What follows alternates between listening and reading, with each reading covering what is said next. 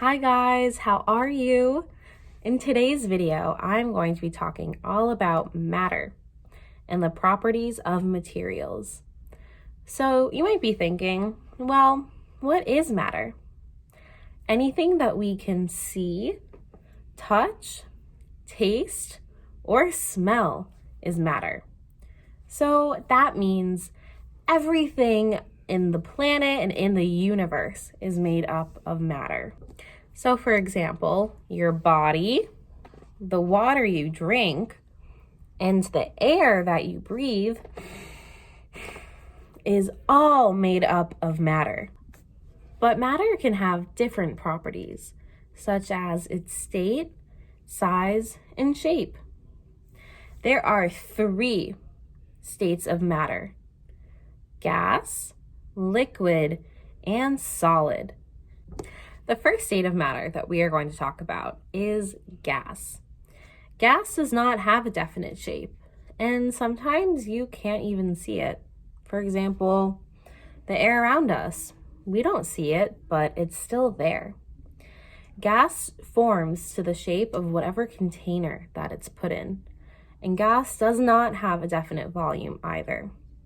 So, for example, I can take this balloon right here, right? And you can't see the gas around us right now. But if I blow up the balloon like this, now inside of it is gas. And so I blew air into it, and the gas formed to the shape of the container, which is the balloon, right? The next state of matter is liquid. So liquid does not have a definite shape either. Liquid will change its shape based on the container that it's put in. For example, a cup of water. This is a liquid, and the liquid is in the shape of the cup because that's the container that I put it in, right? But liquid does have a definite volume that we can measure, unlike gas. The last state of matter is solid. An example of a solid would be a rock, but a solid does not change shape based on the container that it's put in. So I can take this rock and put it in this cup, and the rock didn't change shapes, right? It stayed the same. And this means that the volume is always the same too. This rock is always going to occupy the same amount of space, no matter what container that it's put in. When the properties of matter change, this is called physical changes. And so now we're going to look at some examples when the property of matter changes. The first physical change that we are going to talk about is a change of state. And I think the best example to show this is using water. So let's say I start out with liquid water, right? This is a type of water that we can drink, right? But if I freeze this water, it's going to turn into a solid, right? Here's an ice cube. So that's an example of turning a liquid into a solid. But if I hold this ice cube for a little while, it's going to start to turn into a liquid again, right? Because my hands are heating it up and it's starting to melt. So that's how a liquid can change into a solid, and a solid can change back into a liquid. But water can do something else too. Let's say I take this liquid water and I pour it into a pot like this, and I put the pot on a stove. The flame is going to heat up the water, and this time the liquid is going to turn into a gas. And so the water is going to start to evaporate when there's heat at the bottom. And so that's an example of how water can turn from a liquid into a gas. The next physical change that we're going to talk about is a change of shape. So for example, I could take this shoelace right here, which is a solid, and I can bend it and move it, and I'm changing its shape. But when I let go, it kind of just goes back to normal. Or take the balloon example again. This is the balloon when it's normal, but I can stretch it and bend it and move it. And like I did before, if I blow air into it,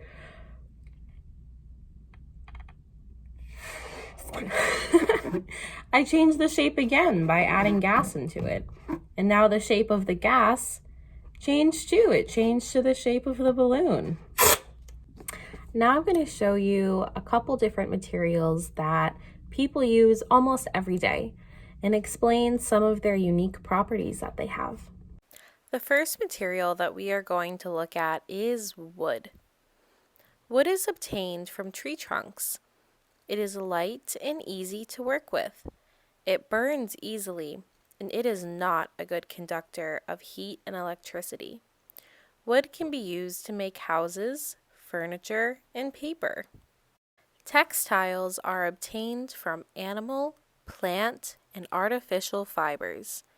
These fibers must be spun and woven. Textiles are flexible, resistant, and easy to work with. Each fiber has different properties. Glass is made from a mixture of sand and other materials.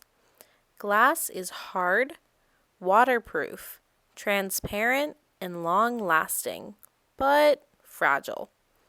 It is not a good conductor of heat and electricity. Pottery is obtained from mixing clay with other minerals and water. This mixture is molded and fired to get hard, resistant, light, and long-lasting materials. They are not good conductors of heat and electricity. Pottery is used to make bricks or even spaceship components. The last material is metal. Some metals, such as gold, are obtained directly from nature, but most metals are mixtures of different minerals. Metals are heavy, ductile, and malleable. They are good conductors of heat and electricity. Metals are often mixed. For example, steel is a mixture of iron and carbon. One common property of materials is being flexible. Flexible means being able to bend and move. Here you can see some common objects that are flexible, like rubber, fabric, or paper.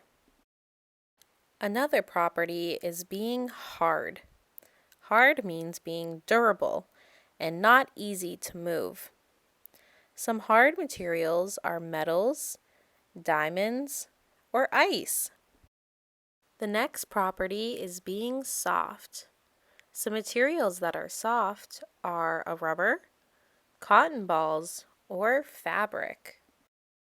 The last property is being transparent. This means being see-through. Ice, glass, and diamonds are all examples of transparent materials. So now I want you to look around your room. Can you find an example of something solid that's around you? I found something that was a solid right next to me, and it was a pen. Do you have a pen or pencil near you? That's an example of a solid. How about something that's a liquid? I happen to have my favorite water bottle, right? Inside there's water, and that's a liquid. And it's formed to the shape of the water bottle because water takes the shape of whatever it's poured into. How about an example of a gas that you can see around you? This one's a little tricky, but if I look out the window right now, I see some clouds, and that's an example of a gas. Do you see any clouds around you?